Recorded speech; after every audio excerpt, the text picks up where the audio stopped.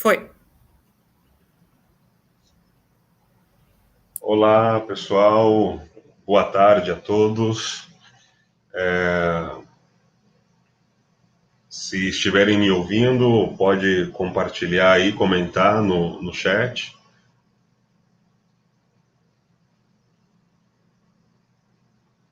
Tá no chat. Ok.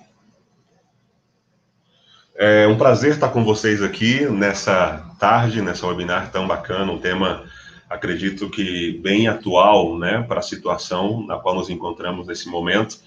E a gente vai, né, compartilhar um pouco sobre exatamente essas palavras que é o título, né, dessa webinar, a forma, né, substantiva desses três verbos: inovar, criar e transformar.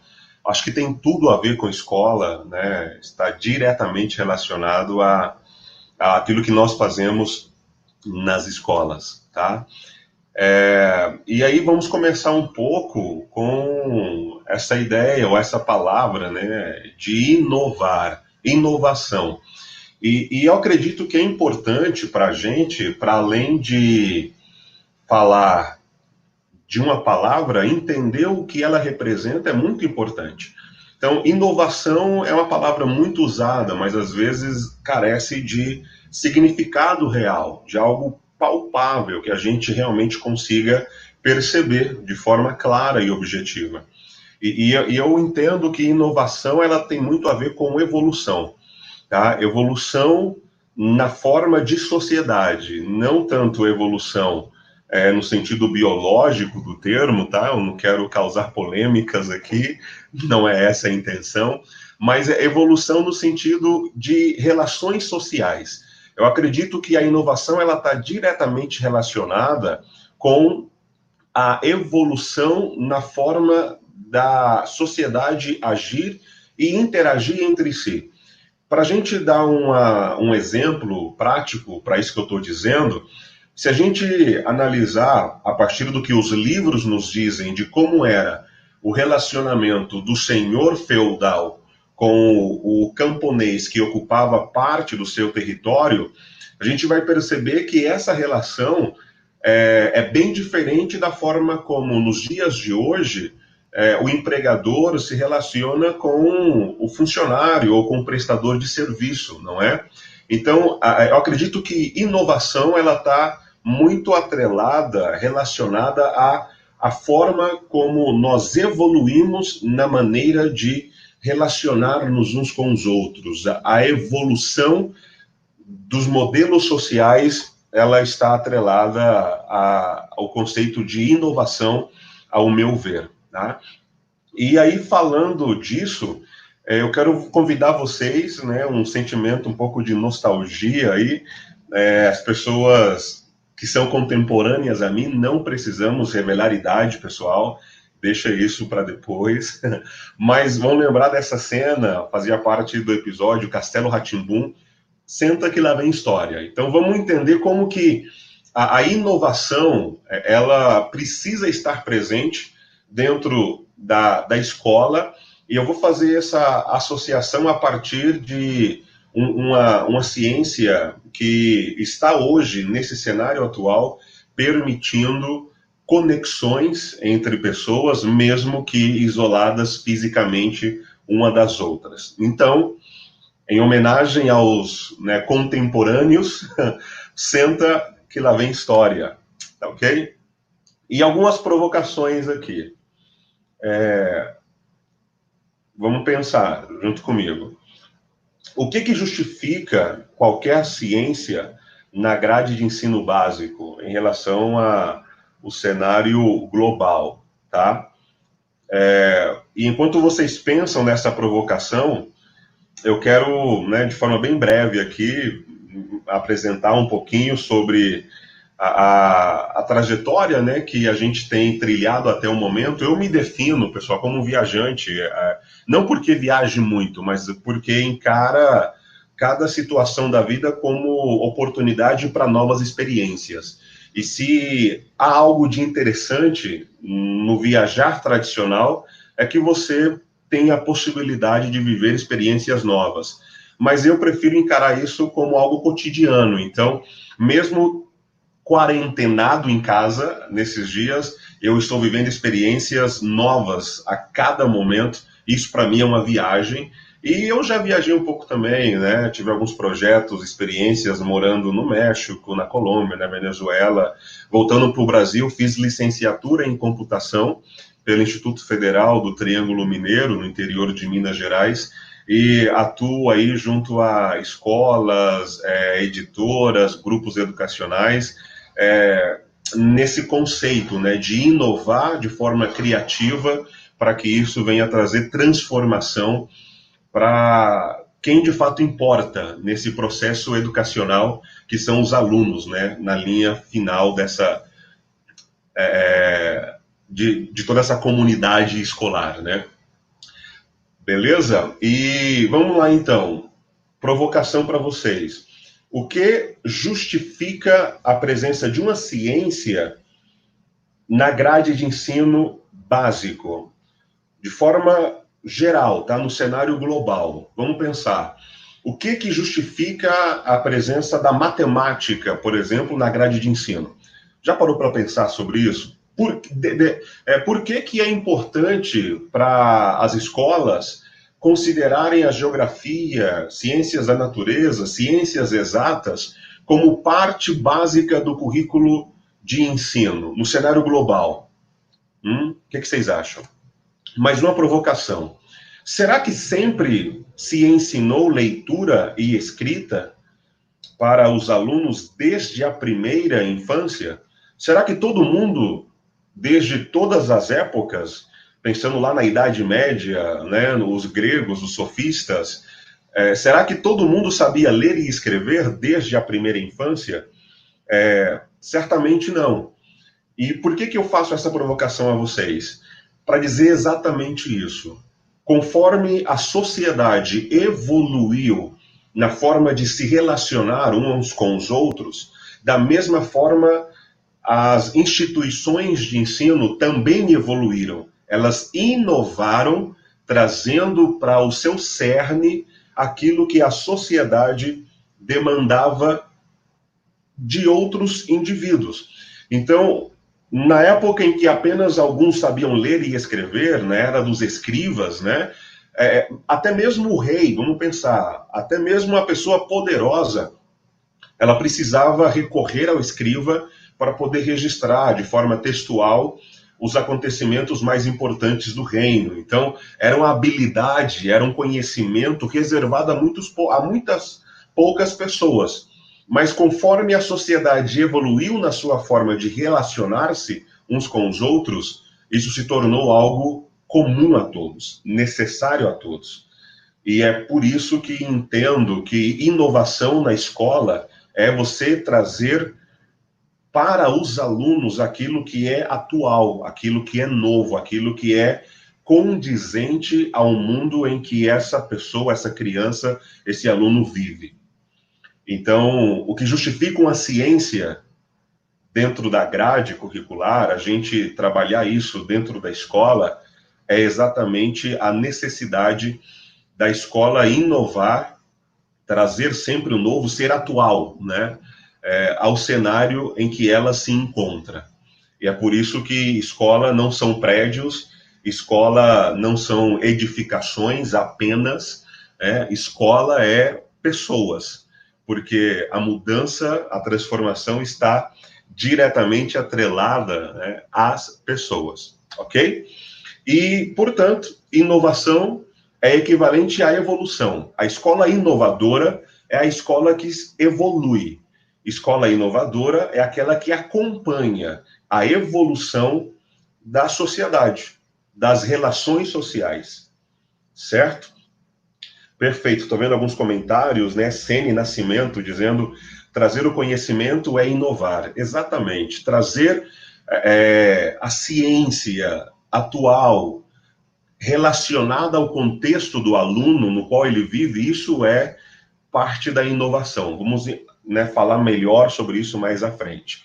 E dentro desse cenário, eu digo que a inovação, a escola que se envolve, que pratica a inovação, ela oferece uma educação que conecta com o presente e prepara para o futuro. Galera, isso aqui para mim é muito importante. Porque se na minha escola eu não relacionar aquilo que eu faço com o meu aluno, preparando ele para viver de forma plena no mundo que ele vai viver à frente, no futuro que ele vai encarar à frente, principalmente na situação em que vivemos nos mundos, nesses tempos atuais, em que, né, se fala muito do mundo VUCA, que é o mundo altamente volátil, incerto, que muda toda hora.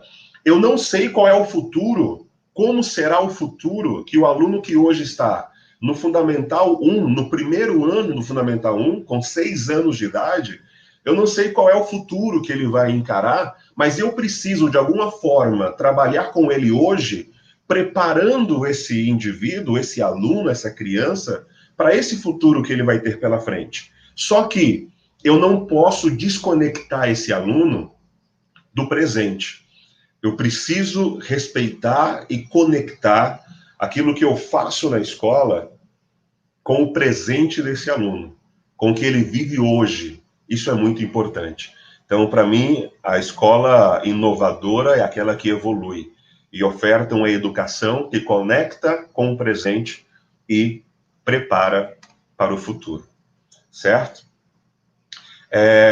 E aí, um pouquinho de história, a gente está ainda nessa sessão de Senta que lá vem história.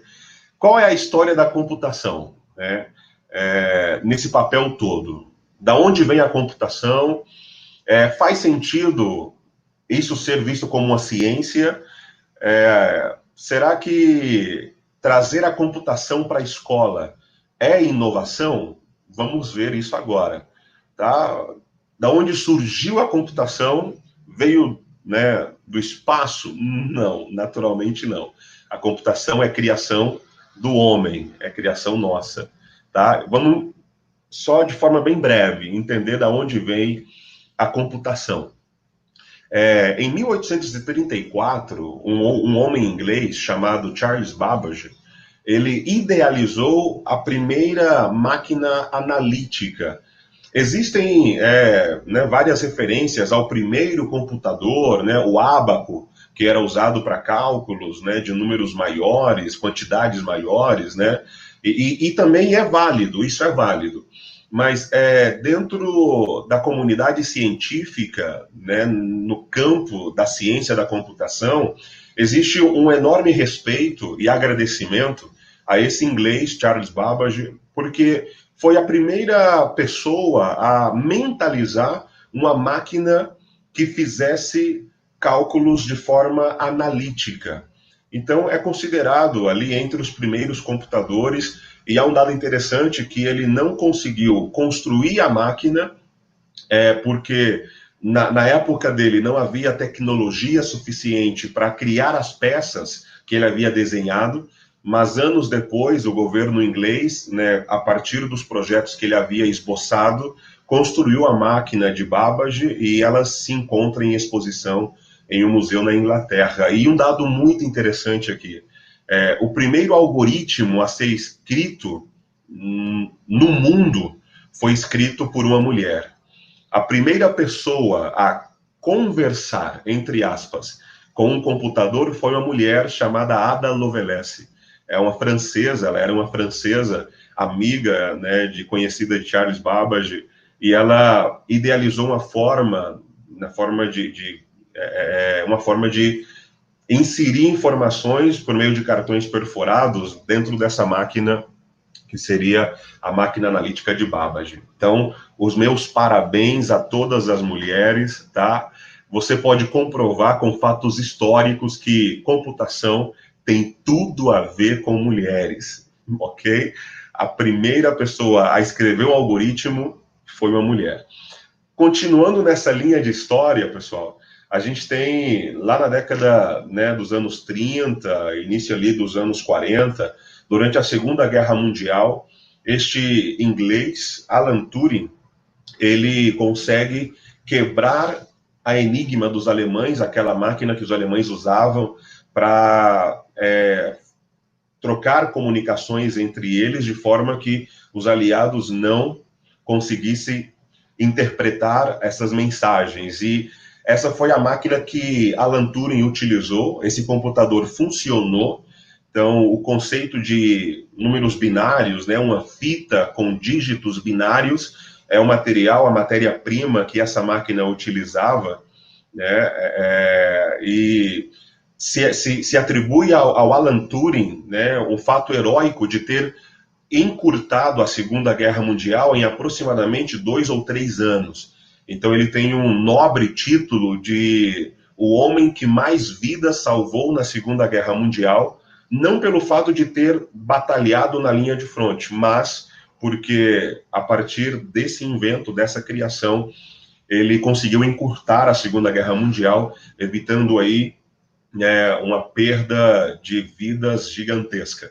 Isso aqui é interessante e eu gosto de falar isso porque toda a ciência ela precisa de uma história bonita, que apaixone, que conecte com o ser humano. A geografia permitiu a expansão marítima.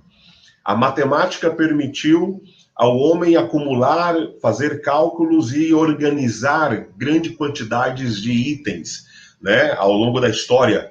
A literatura, a escrita, permitiu ao homem registrar a sua própria história ao longo do tempo. Então, toda ciência, ela tem uma contribuição e uma história de conexão com a sociedade. E eu acredito que a computação, como ciência, também tem a sua contribuição generosa, significativa na história do mundo. E aqui vai uma dica para vocês, tá? Hashtag fica a dica. A todos os enquarentenados, assim como eu, tem um filme que foi desenvolvido e produzido a partir dessa história, chamado Jogo da Imitação. É muito interessante e é um filme bacana para você assistir nessa temporada aí de quarentena, tá? Isso vai como bônus da nossa live de hoje, beleza? E agora, um pouco mais perto da nossa realidade, nós temos, na década de 80, Simon Paper, ele começa a falar sobre a computação na educação básica. E Simon Paper, ele foi o fundador do Laboratório de Mídias do Instituto de Tecnologias de Massachusetts, o principal centro de pesquisas, né, em tecnologia digital do mundo hoje. E Simon Paper foi o fundador desse laboratório e foi a primeira pessoa a trazer essa ideia de que, olha, é necessário que essa ciência integre a educação básica, que ela seja uma ciência também dentro da educação básica. Lembra que eu falei de que inovação é acompanhar a evolução da sociedade, trazendo os conhecimentos e a ciência que faz sentido no mundo em que ela vive? Essa foi a visão de Simon Paper. A computação, ela precisa estar dentro da educação básica. E aquilo que ele vislumbrou lá na década de 80, a gente já começa a perceber de forma mais real nos dias de hoje. E foi um grande educador, trabalhou muito próximo das ideias de Piaget, Jean Piaget, né, do suíço Jean Piaget. Então, foi ele o primeiro a falar de computação na educação básica. E aí a gente tem o pensamento computacional, que é exatamente isso, tá? A computação na educação básica. Aqui eu vou fazer uma distinção bem importante. Ensinar computação é diferente de usar a computação na escola. Usar a computação na escola é um outro canal, a gente pode depois promover um outro evento para falar disso, mas é uma outra linha, é algo distinto. Ensinar computação é do que estamos falando, de uma ciência que faz parte da grade curricular, de forma que os indivíduos ali presentes estejam conectados com o mundo em que ele vive e se preparando para o futuro. Lembrando do que nós dizemos agora há pouco, tá? Então eu estou falando de ensinar computação e não de usar a computação, ok? Então, Simon foi quem trouxe essa ideia, né, de computação na educação básica. E aí a gente avança um pouco pensando o seguinte: quais são as habilidades dessa ciência dentro da educação básica? São muitas, entre elas a capacidade de analisar, a capacidade de abstrair um problema, a transição entre o concreto e o abstrato é algo inerente, é algo intrínseco ao pensamento computacional. Outra habilidade sensacional que Seymour Papert ele batizou de metacognição. O que seria a metacognição? É a capacidade de você aprender a aprender e não apenas receber o conteúdo e assumir aquilo como fato, como verdade. E aí, quando você aprende a aprender, você passa a um outro nível que é ser capaz de ensinar. E quando alguém, no pensamento computacional, entende um fundamento, um conceito, e é capaz de transmitir esse fundamento, esse conceito, de forma lógica a um sistema computacional, isso Seymour chama de metacognição. Então, aprender a aprender e ser capaz de ensinar o que aprendeu. Então, isso é, de fato, metacognição e é uma das habilidades essenciais, cruciais, que o pensamento computacional trabalha e desenvolve. E como que a gente pode explorar essas habilidades no cenário em favor da educação, no atual cenário em favor da educação? E aqui a gente entende que não há um melhor cenário para a gente falar disso, porque ele é visível a todo mundo, do que esse que nós estamos agora. Vejam só, professores estão continuando com sua atividade didática a partir dos recursos que essa ciência proporciona.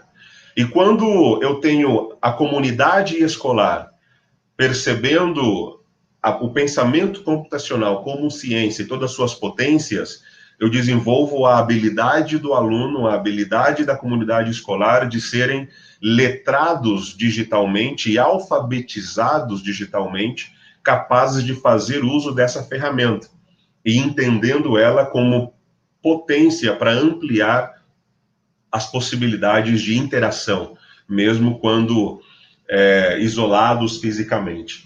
E a gente preparou algo muito legal para vocês neste momento agora, que é uma participação de 2 minutinhos, 3 minutinhos de uma família de espectadores muito especial que nos acompanha nessa live, lá de Toluca. Toluca é uma cidade do México, e é uma família de educadores, elas estão entrando com a gente aqui agora, é a Wendy, a Guadalupe, Lupita, o Cid, uma família que eu conheci durante o momento que eu morei no México, e está ali o pai também, o Cid. Então o pai é professor, as 2 filhas são professoras, e eu quero fazer algumas perguntas para vocês.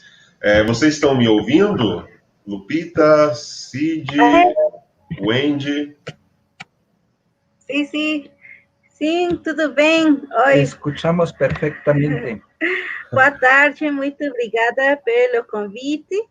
A gente está aqui, quarentena, no México, na cidade de Toluca. Então, eu vou apresentar. Eu sou Guadalupe, sou licenciada em Administração Pública.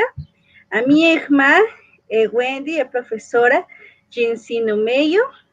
E o meu pai é Dolores, ele é professor de computação. Então, a gente aceitou aqui o convite para falar um pouquinho da nossa experiência, como está sendo viver a educação desde um ponto de vista de aula em casa, né? Em México, pelo menos. Então, eu vou deixar a minha irmã falar um pouquinho do tema. Tá. Eu tenho uma perguntinha para vocês, e aí cada um escolhe quem responde. Pode ser, Lupita? Tá bom, tá bom, sim. Tá bom. Tá. A primeira pergunta é a seguinte: desde quando as aulas pararam aí no México, as aulas presenciais, e como foi a reação dos professores, dos alunos e dos familiares diante dessa suspensão de aula presencial? Aquí en México, las clases se suspendieron el día 20 de marzo. ¿Sí, de marzo? Sí. 20 de marzo, y a partir del día 23, pues la SEP, como tal, la Secretaría de Educación Pública aquí en México, implementó un programa que se lleva a través de las tabletas, computadoras o desde la televisión misma, que se llama Aprende en Casa. La situación es que los niños, niñas y adolescentes, todos estudiantes de educación básica, pues tengan como que un medio para no perder como tal las clases. Sin embargo, pues hasta la fecha puedo decir que no todos los alumnos pues han tenido este apoyo directamente, no lo han recibido directamente, porque no todos cuentan con una computadora o algún medio electrónico que les permita acceder a este programa. Sin embargo, pues se sigue implementando. El día lunes inclusive se va a retomar esta actividad debido a que esta semana todavía se consideran como vacaciones acá en México, pero el día lunes se va a retomar este programa titulado Aprendizaje en Casa. Ok. Obrigado. Foi a Lupita, a Wendy que respondeu, né? Assim. Tá. Pessoal, vou mais ou menos aqui, ou você mesmo, se quiser, Lupita, pode resumir aquilo que a Wendy falou, dizendo que, vou fazer de forma breve aqui, né, dizendo que há um programa da Secretaria de Educação Pública chamado Aprendizado em Casa, e vão começar a partir de segunda-feira a retomada das aulas, e o grande complicador está sendo garantir que os alunos tenham acesso a um recurso de tecnologia digital em casa, né. E agora, Lupita, para você a pergunta é: como tem sido a rotina escolar durante esses dias? Então, o governo está investindo bastante para que a rotina não se perda.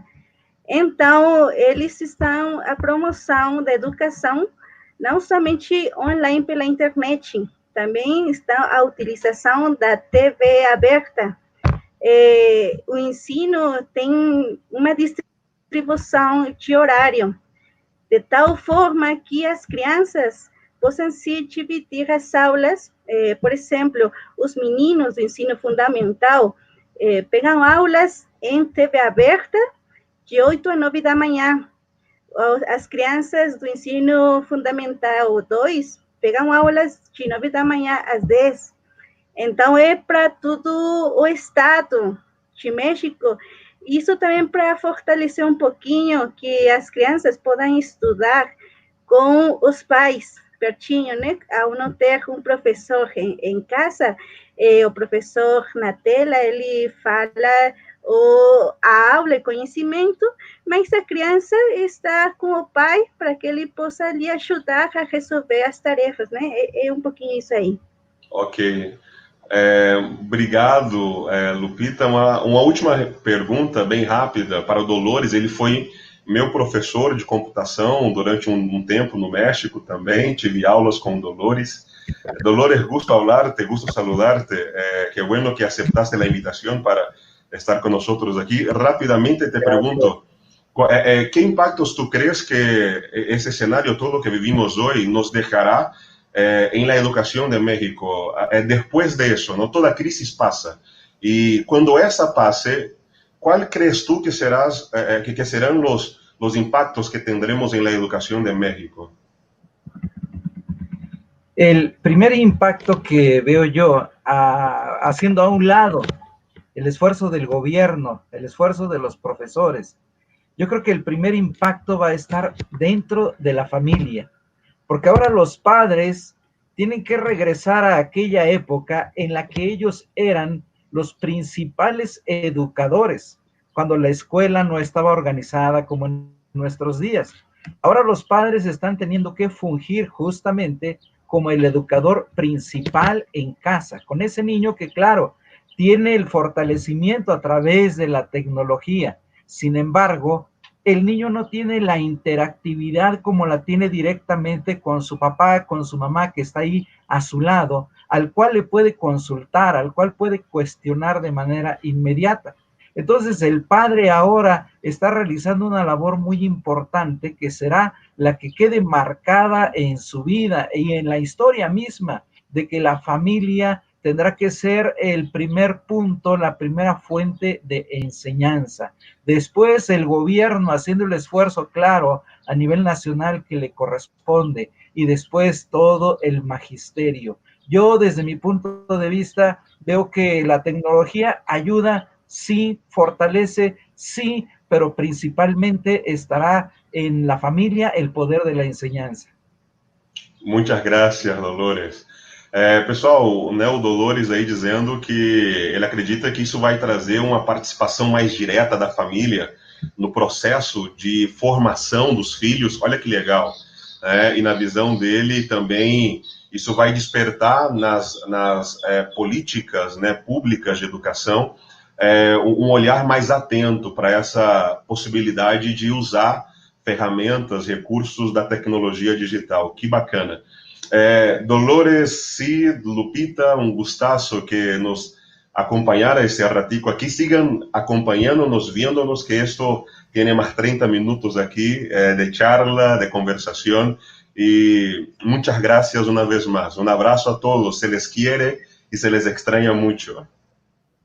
Muito obrigada. Gracias. Gracias. Bendiciones. Igualmente. Obrigado. Vanessa está aí nos controles, junto com a Carlinha, podemos avançar. Pessoal, eu fiz questão, né, de trazer esse pessoal para entender o seguinte, galera. Educadores, coordenadores, gestores, donos de escola, o problema que a gente está enfrentando, o desafio que nós estamos enfrentando agora, não é uma exclusividade nossa, não é o Brasil, é o mundo. E todo mundo está aprendendo com isso. E a computação presente dentro desse contexto é, de fato, algo que permitirá que pós e durante essa situação desafiadora, essa prática de ensino, né, a inovação, a criatividade esteja presente também na atividade escolar. E Vanessa e Carlinha, se puderem, pode já compartilhar minha tela de apresentação, para a gente dizer algo que está diretamente relacionado a esse contexto atual, no qual nos encontramos agora. Todos conhecem o PISA, né, Exame Internacional de Avaliação de Aprendizagem, proposto pelos países da OCDE, e há uma informação muito interessante que o PISA de 2021, ele trará entre a sua parte estrutural, né, questões direcionadas especificamente ao pensamento computacional. Isso quer dizer o quê? Que para o indivíduo que vive no mundo de hoje, na sociedade que evoluiu a forma como vivemos hoje, o conhecimento da ciência da computação, perceber e entender a computação como uma ciência, entender os seus fundamentos, é algo essencial para o cidadão do mundo hoje. Isso é comprovado quando o PISA já traz, dentre as suas questões de pensamento computacional na sua próxima edição, que é em 2021. E aqui essa questão, por exemplo, é um modelo de questão, então eles disponibilizam qual que é a estrutura, o modelo das questões que estarão presentes na próxima edição, e a partir desse modelo, as escolas, né, os sistemas de ensino, secretarias e políticas educacionais se organizam para que a educação esteja atualizada ao mundo em que os indivíduos vivem, tá? Então, trabalhar o pensamento computacional na escola, aquilo que Simon Paper dizia, é inovação na veia. É a escola atual, é a escola que contextualiza a educação com o presente do aluno. Criatividade é o nosso segundo verbo aqui, na forma, né, de substantiva do verbo criar. Criatividade, se a gente pegar o significado, né, da etimologia da palavra, provém do latim crear, e indica a capacidade de criar, produzir ou inventar coisas. Beleza. Tá certo. Só que eu prefiro ir um pouquinho além, né? E dizer o seguinte: não é só fazer, é preciso fazer do jeito certo, ok? Então, não basta só fazer, eu preciso fazer, porém, aquilo que eu faça, é preciso que ele esteja sendo realizado da maneira correta. Não é só trazer um conteúdo inovador para a escola. Eu preciso trazer um conteúdo inovador e que esse conteúdo inovador, essa inovação, ela esteja necessariamente sendo executada de uma forma coerente e correta, certo? E aqui, como que eu sei se o que eu estou fazendo é da forma correta? Então, primeiro, a inovação, ela tem, para ela ser criativa, de forma efetiva, ela precisa ter uma estrutura, uma novidade estruturada. O que é isso? Olha, o seu projeto de inovação de 2020, ele não pode ter data de vigência de 2020. Ele precisa ter uma estrutura que te permita trabalhar essa inovação de forma contínua e perene. Então, o que o seu aluno vai saber ou ter contato de pensamento computacional para 2020 tem que evoluir esse conhecimento desse mesmo aluno para 2021. Ele precisa avançar nesse conhecimento em 2022, 2023. Isso fala-se de algo estruturado. Outro ponto, eu não posso colocar um projeto de inovação na escola de forma que ele não esteja integrado ao meu planejamento pedagógico. Porque senão ele não está estruturado. Se não é parte do projeto, não é parte da estrutura. Então, um projeto inovador, estruturado, é aquele que permite você integrar esse projeto dentro do seu planejamento pedagógico.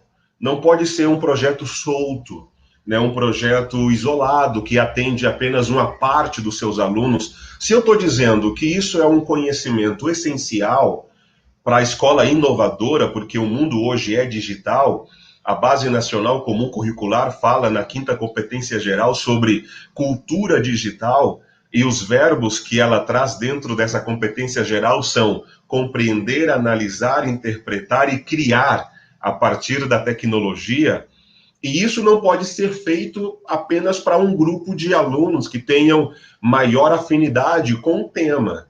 Deve ser algo estruturado. Primeiro ponto. Segundo ponto, para que essa criatividade ela seja efetiva realmente. O conteúdo ele tem que estar acompanhado ou servindo a experiência, pessoal. Então não é só apresentar conteúdo, mas sim permitir que a partir do conteúdo os seus alunos vivam experiências que marquem esse conteúdo de forma significativa. Um exemplo de como isso acontece. Imagina os alunos de 4º, 5º ano, de 3º ano do Fundamental 1, tendo que aplicar o conteúdo da computação, né, algoritmos, programando um eletrônico qualquer, né, um robozinho qualquer, para que esse robozinho faça um circuito na forma de corrida ao redor de um obstáculo central, em um tapete pedagógico, e que exista uma competição entre eles e que esse robô esteja atrelado a uma biga romana ou a um protótipo de biga romana em que se trabalhe a evolução do meio de transporte e a sociedade romana, por exemplo, e que os alunos gravem cada grupo fazendo esse projeto e esse vídeo fique guardado para esse aluno em um portfólio digital. Ah, Daniel, que loucura! Você está falando de um mundo, né, hipotético, isso é impossível de fazer. Não.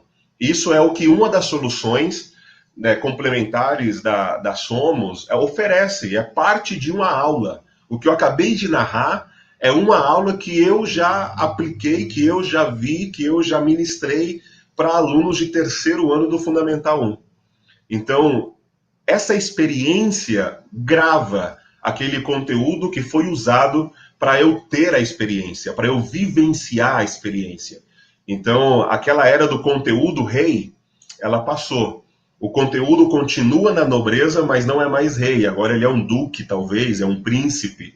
E quem reina é a experiência. Por isso, as relações interpessoais são muito importantes. A minha filha tem uma filha de 12 anos, perguntando para ela como que tem sido fazer tarefa em casa, ela me diz, pai, estou fazendo, só que eu sinto saudade das minhas colegas, do recreio, de conversar, de interagir. E isso é que a escola deve oferecer, experiência. O conteúdo que permite viver experiência. E para finalizar, nessa parte de criatividade assertiva, né, não só fazer, mas fazer do jeito certo, a gente entra na percepção de valor. Como que a família ela percebe o valor da inovação e da criatividade que você traz para a escola? Por exemplo, nessa narração que eu fiz de uma aula de biga romana, imagine se o pai, a mãe, o responsável, recebesse um e-mail automático dizendo, olha, o seu filho, João, ele hoje foi o líder do projeto da biga romana, ele ajudou os colegas dividindo as tarefas que cada um deveria fazer no projeto, ele participou na apresentação do projeto, e veja o vídeo da apresentação do João na aula de hoje, e, além disso, acesse aqui, neste link, um informativo geral daquilo que aconteceu na aula de hoje, em relação ao conteúdo. Então, isso que eu disse também é algo que está atrelado ao pensamento computacional aqui, que é outra forma, né, outra das entregas desse modelo de pensamento computacional que traz inovação, criatividade para a escola. A família precisa perceber o valor do que você faz, da inovação, da criatividade assertiva. Então, novidade estruturada, conteúdo que amplia a experiência e uma percepção de valor junto à família. Isso é algo muito importante. Tá? E agora eu vou chamar aqui, vamos praticar algo rapidinho. Quero chamar a Vanessa para entrar comigo na tela. A gente vai ter uma aula agora, né, de pensamento computacional. Vanessa, entra aí, estamos te esperando. Oi. Vanessa, pode deixar aquele layout em que aparece tanto a apresentação quanto eu e você juntos, por favor? Claro. Pronto. Ok, obrigado. Pessoal, então vamos lá, vamos ter uma aula agora sobre sistemas computacionais. E, Vanessa, você é minha aluna agora, tá? Aula remota. A gente vai entender hoje, Vanessa, como que sistemas computacionais, eles guardam informações, de que forma que ele permite você editar a informação depois de guardada, e como que ele pode disponibilizar essa informação quando for necessário.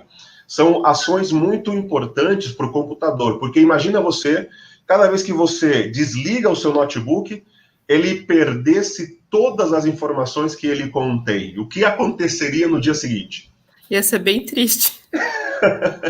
Imagina o nosso celular, cada vez que a gente apagasse ele, desligasse, ele perdesse tudo que a gente guardou. Então, guardar informações é algo crucial para sistemas computacionais. Concorda comigo?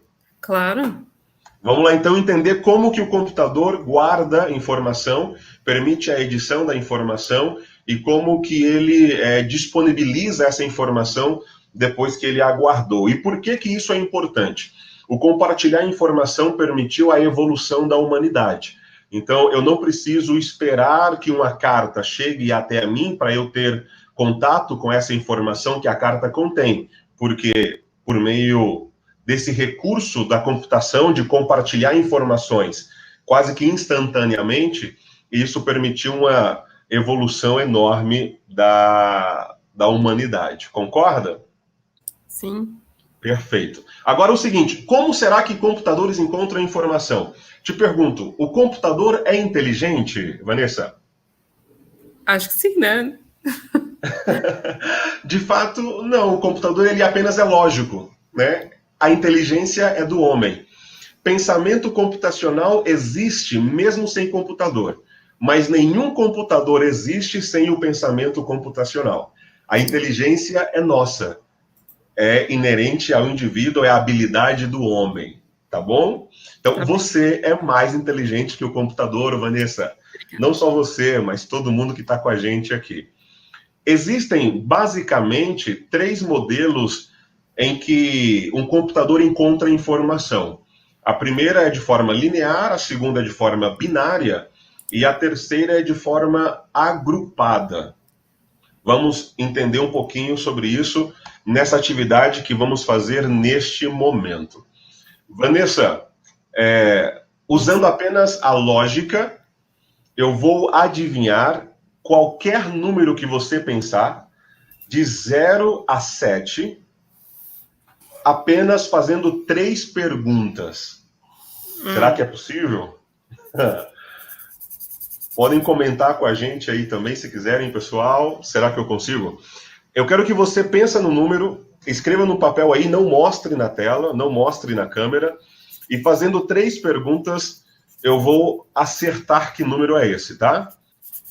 Tá bom, tô nervosa já. Você vai me responder apenas sim ou não, beleza? Tá bom. Ok. Vanessa, o número que você pensou, ele é maior ou igual a 4? Sim. O número que você pensou, Vanessa, ele é maior ou igual a 6? Sim. Vanessa, o número que você pensou é maior ou igual a 7? Sim. O número que você pensou, Vanessa, é o 7. Sim.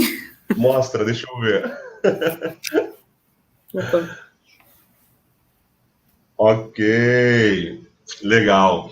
Perceba, não há inteligência nisso, é apenas lógica, né? Apenas uma questão de lógica. Então, de que forma isso é válido para um computador? Imagine você fazendo uma compra no mercado, uma compra de 50 itens, né? Um mercado, sei lá, estilo Macro, Carrefour, qualquer hipermercado, e ele tem lá no banco de dados dele quantos itens cadastrados, né? Sei lá, 100 mil, 500 mil.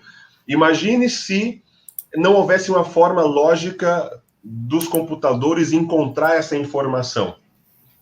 Quanto tempo você demoraria para passar uma compra de, por exemplo, 50 itens? Uma eternidade. Então, por meio de formas inteligentes, não inteligentes, mas humanos pensando de forma inteligente, ensinaram máquinas a executar ações de forma lógica. Isso é pensamento computacional. Quais habilidades nós trabalhamos aqui agora, né? As experiências que você pôde vivenciar nesse momento. Então, essa é a ideia de não trazer apenas conteúdo solto, mas um conteúdo atrelado a uma experiência, né, que seja legal, que faça sentido, que permita que o conhecimento atrelado a uma experiência fique guardado, né? Fique tatuado. Uma professora minha dizia que o conhecimento, quando aprendido, ele é tatuado na pele. E eu gosto dessa analogia. E quando você trabalha o conhecimento que gera experiência, isso é ser inovador, isso é ser criativo, e isso é tatuar o conhecimento nos alunos. Sua opinião sincera, Vanessa, o que você achou dessa mini aulinha? Achei legal, é bacana de ver, né, como é lógico e simples. Você fazia ideia de como computadores encontravam informações? Não. E veja só, a partir desse entendimento, a forma como eu guardo agora os meus dados, as minhas informações, começa a ter um critério, percebe? Eu começo a estruturar o meu pensamento de forma lógica, para que quando eu queira algo, eu tenha uma ordenação desses itens de forma que eu encontre esse algo de maneira mais rápida. São habilidades essenciais. Os analistas de dados hoje são pessoas com essa capacidade, né? Claro que em um contexto bem mais complexo, naturalmente. E eu quero que vocês comentem agora, estou vendo comentários ali, que interação criativa, aprendizagem é o que fica, que legal. Vocês comentem aí que a Vanessa e a Carlinha vai colocar o comentário de vocês na tela para todo mundo ver. Opinião sincera. Vanessa, ótima aluna, tá? Gostei. Obrigada. Tá bom. Tô liberada. Tá liberada, tirou 10. Obrigada. Nada, tchau. Tchau. Continuando aqui, pessoal, percebam, eu preciso trazer conteúdo, mas o conteúdo que eu trouxer, ele precisa gerar experiência. Isso é inovação criativa. E agora, a gente se depara com uma gigante realidade que está diante de todos nós. Aqui rola um sentimento nostálgico. Quem assistiu esse filme no cinema certamente deve estar experimentando lembranças bem agradáveis neste momento, né? E eu trouxe essa imagem aqui para trazer essa provocação mesmo também e dizer o seguinte, pessoal, o futuro é agora. Nesses últimos 15 dias, as escolas, as famílias, as empresas, as indústrias tiveram que avançar no tempo quantos anos? Você, mantenedor da escola, diretor da escola, aquilo que você estava pensando em fazer ao longo dos 5 anos, né?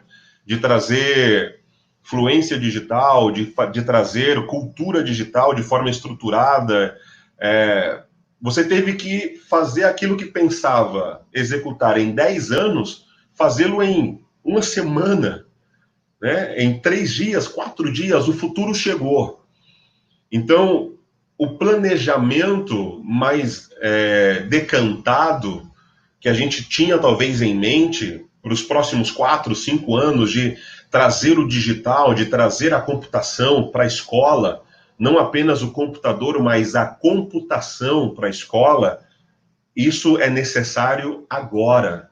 O futuro é agora, né? Os alunos necessitam entender a computação agora. E o momento é de transformação. Aqui eu entro no terceiro verbo. A gente já falou de inovar, criar e agora é transformar. Esse é o momento de transformação. Essa é a hora da escola realmente encarar a situação, a realidade que ela tem pela frente. E não é só nós no Brasil. Ouvimos agora Dolores, Lupita e Wendy, né, de Toluca, México, falando que o que eles estão vivendo lá é a mesma coisa, é o mesmo dilema, é o mesmo desafio. E este é o momento da escola propiciar a transformação. A gente está descoberto, né?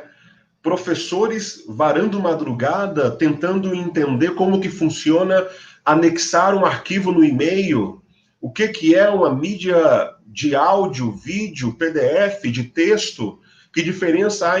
E estão tendo que aprender isso a toque de caixa. E são conhecimentos essenciais.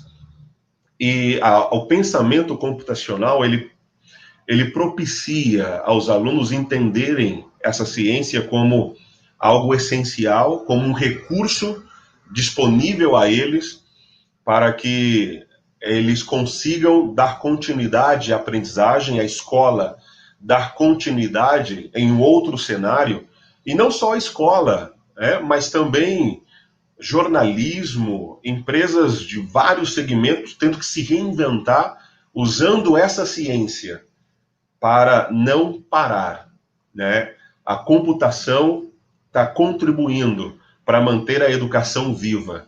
E este é o momento ideal para que a computação seja parte da transformação dentro da escola.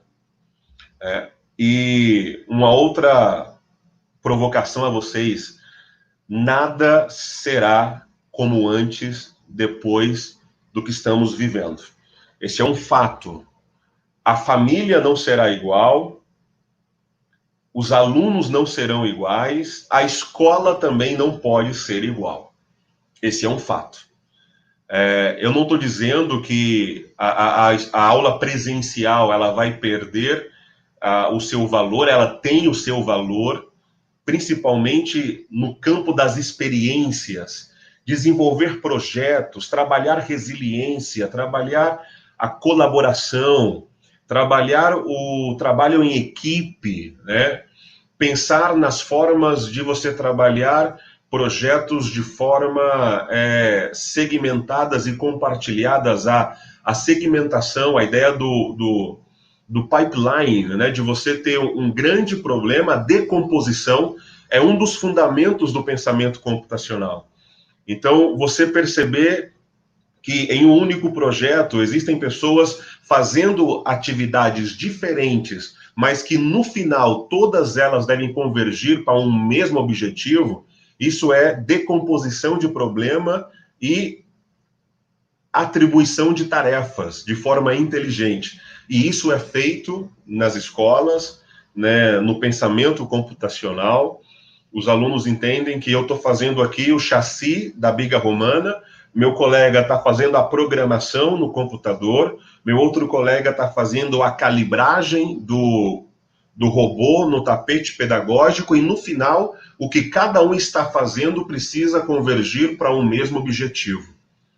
Trabalhar as experiências, explorar a experiência, é isso que faz o conteúdo ter sentido, porque ninguém mais aprende para decorar.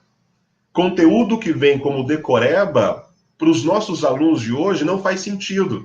E aí é onde falta a inovação, aí a escola se torna defasada, porque falta engajamento, porque apenas o conteúdo que não gera experiência não engaja, né, os alunos.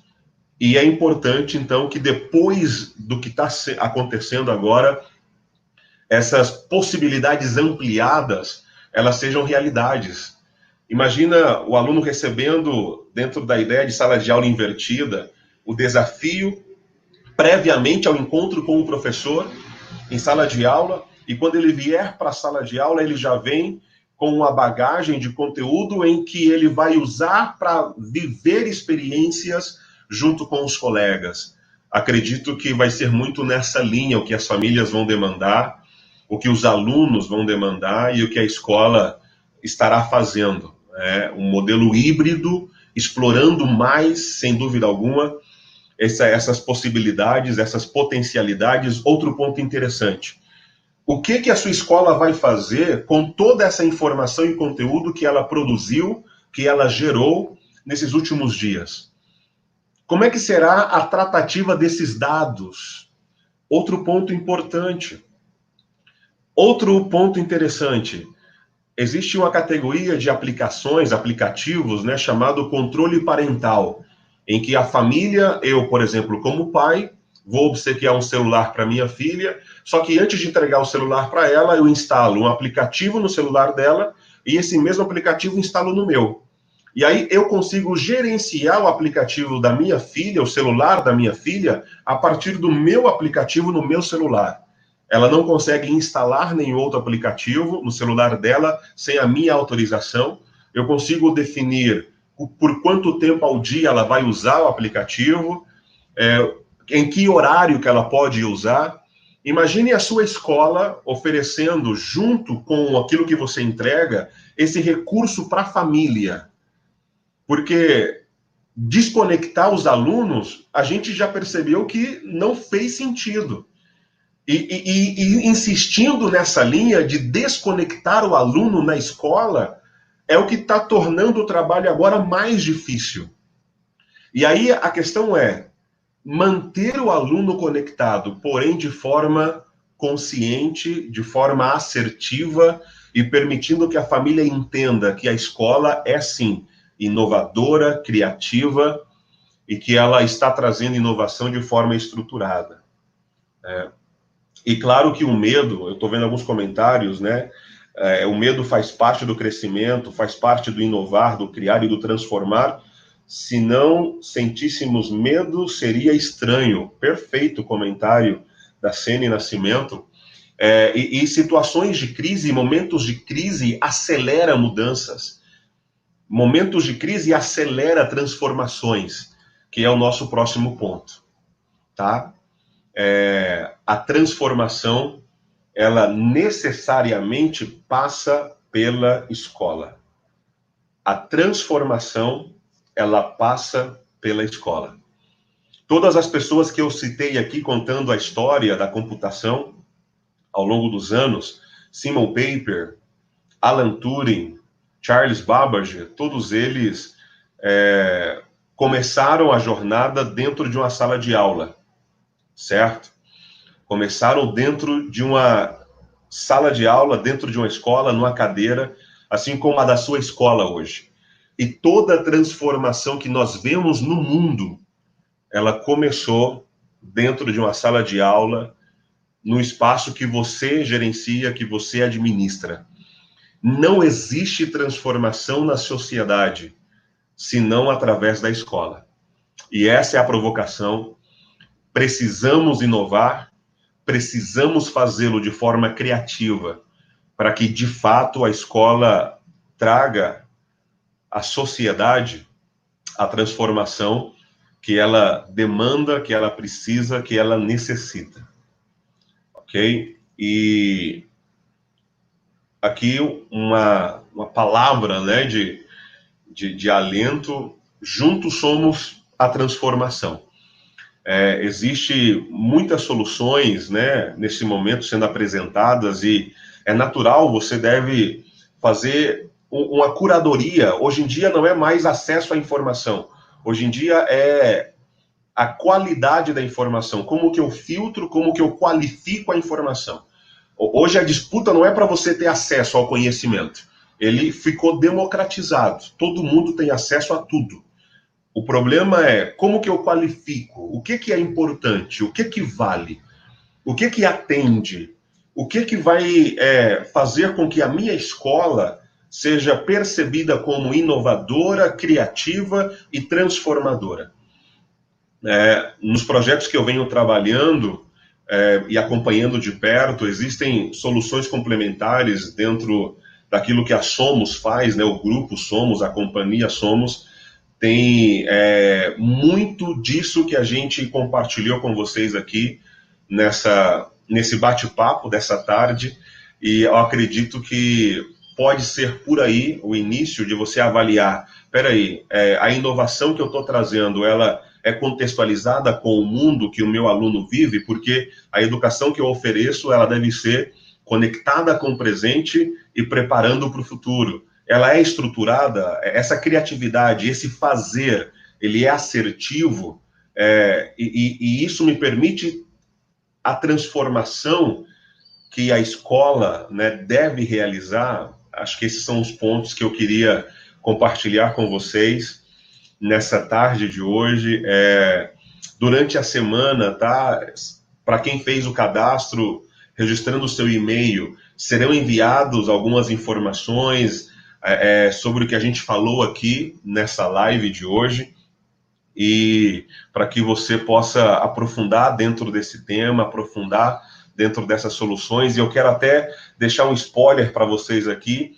As escolas que já utilizam a plataforma Plural têm uma novidade muito bacana sendo preparada para vocês, que tem tudo a ver com o pensamento computacional e com aquilo que foi apresentado aqui nessa live de inovação, criação e transformação. Tá? Então, fiquem atentos ao e-mail de vocês, porque vai chegar coisa nova aí. E a gente está, do lado de cá também, fazendo muita coisa em casa, literalmente dentro de casa. A gente está trocando o pneu do carro com o carro andando. Mas é enorme, é gigante a curva de aprendizagem que estamos tendo todos nesse cenário atual. Pessoal, eu vou finalizando por aqui, aqui no meu cronômetro, 1h01 nesse momento que estamos nessa live. Se houver comentários, quem estiver acompanhando aí o painel, Vanessa, Carlinha, nossa equipe aqui de staff, se puderem ler algumas perguntas, a gente usar uns 5 minutinhos aí, finais, não nem 5 minutos finais, né? Ultrapassar 5 minutinhos aí, vocês concordam? Pessoal que está acompanhando na live, se tiver alguma pergunta, fiquem à vontade. Carlinha e Vanessa podem falar também, se quiserem abrir o microfone. Oi, voltei aqui para a gente ler alguns dos comentários e perguntas, então. A Giane Souza comentou que o atual momento nos fez sair mais rápido dessa zona de conforto. Foi preciso inovar mais, trabalharmos todos os conectivos, ser mais criativo, levando conhecimento de forma criativa também para os alunos. Ótimo, ótimo, é exatamente isso. E aprendizagem é exatamente isso. A gente estava comentando agora há pouco, eu não preciso acertar, eu não preciso olhar só para o resultado. Quando eu falo de aprendizagem, eu tenho que valorizar o processo. E quando eu falo do processo, o resultado pode estar errado, mas se o processo me permitiu aprender, isso é válido, né? A aprendizagem faz parte. O processo de aprendizagem contempla erros, e isso faz parte. Então, as escolas estão tentando, se reinventando, professores também, vivendo esse momento agora, e que bom que a gente consegue, nesse cenário tão desafiador, explorar essa capacidade de inovar, de se reinventar, de crescer. Eu digo que o ser humano nunca deixa de aprender. Então, por que parar de estudar? Não faz sentido. Sim, é verdade. Outro ponto importante foi a Vera Lúcia. Ela comentou que a preocupação dela, a maior preocupação dela é como fica o aluno que não tem acesso à internet de qualidade para acompanhar as aulas. Perfeito.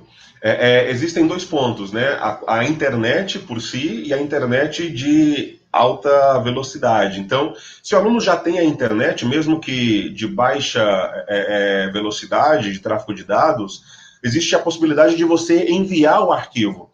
Porque se você não demandar dele uma conexão simultânea, que ele entre com você na sala virtual, isso exige muita conexão, exige muita internet. Mas se você só mandar o arquivo com a instrução e depois ele devolve para você algum outro arquivo da atividade que ele fez e quais foram as percepções que ele vivenciou, isso é válido, né? Outro ponto é quando o aluno não tem nenhum acesso à internet, e aí sim, aquilo que o próprio Dolores trouxe para a gente lá do México, né, de que secretarias de educação estão pensando em utilizar espaço na TV aberta. Veja que legal. Ou também por rádio. Conversando com a minha esposa hoje mais cedo, ela me dizia que se lembra que da região da onde ela nasceu, lá na Colômbia, no norte da Colômbia, se estudava por rádio. As tias dela, ela lembra de que a professora dava lições por rádio. E poderia ser uma alternativa nesse momento. Então, uma rádio comunitária da cidade, os professores indo até a rádio.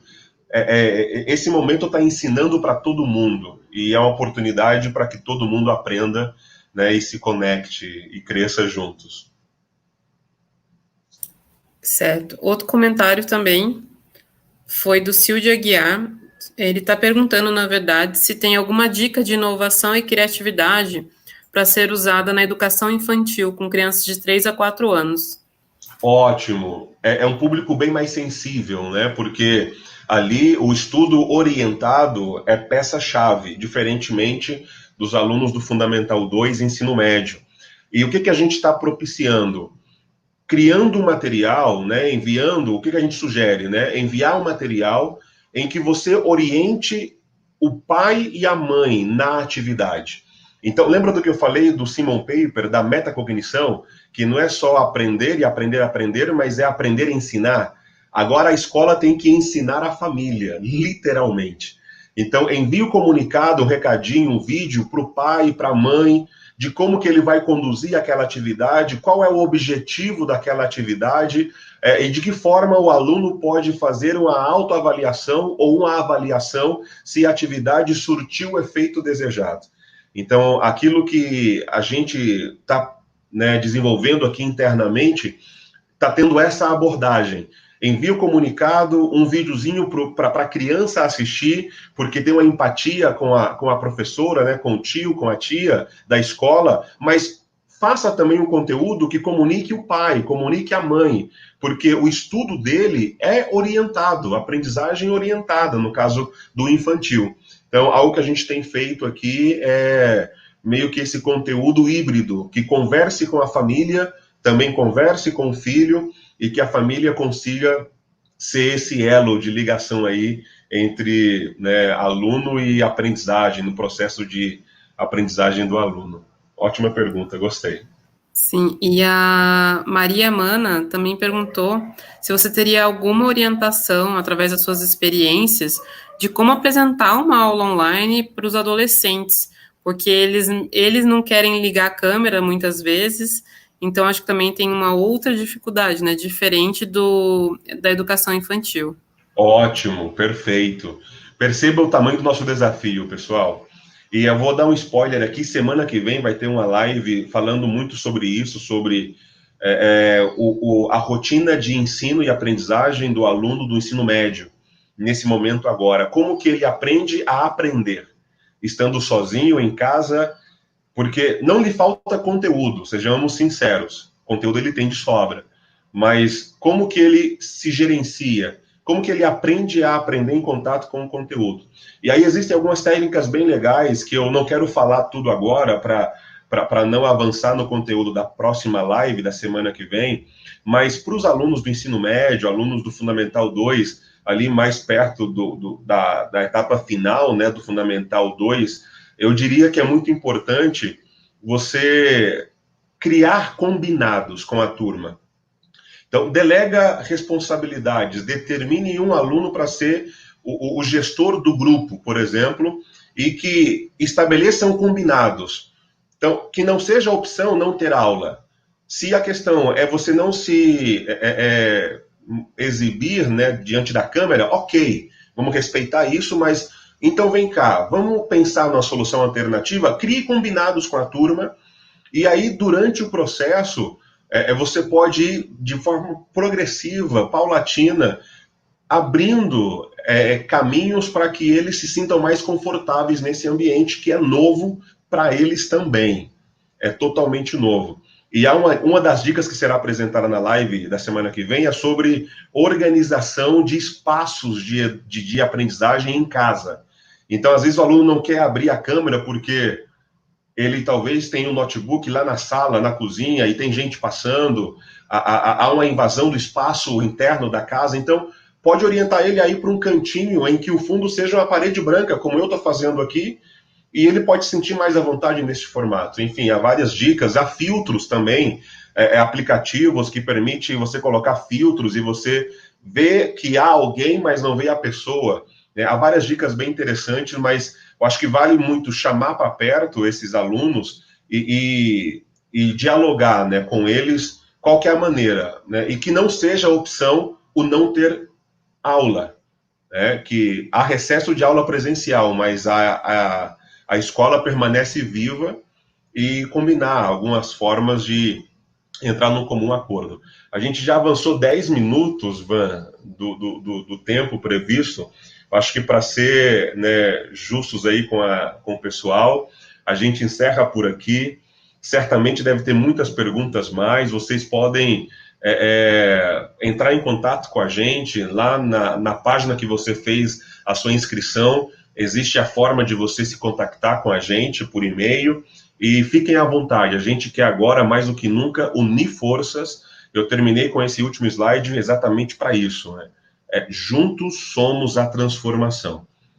Fazendo junto, fazendo de forma coletiva, colaborativa, como a gente consegue superar os desafios e aprender a partir deles. O meu muito obrigado, pessoal. Obrigado todo o staff que está com a gente, Van, Carlinha, equipe de relacionamento, equipe da companhia, diretoria de soluções complementares. Muito obrigado por propiciar esse momento para a gente. Fico por aqui, fiquem bem, guardem-se, preservem a saúde e já sabe, né, somos nós aqueles que garantimos que a educação permaneça viva. E sem educação não há transformação. Meu muito obrigado, um beijo a todos, um abraço a todos, só que virtual. Nos veremos em uma próxima ocasião, pessoal. Fiquem com Deus. Um abraço a todos.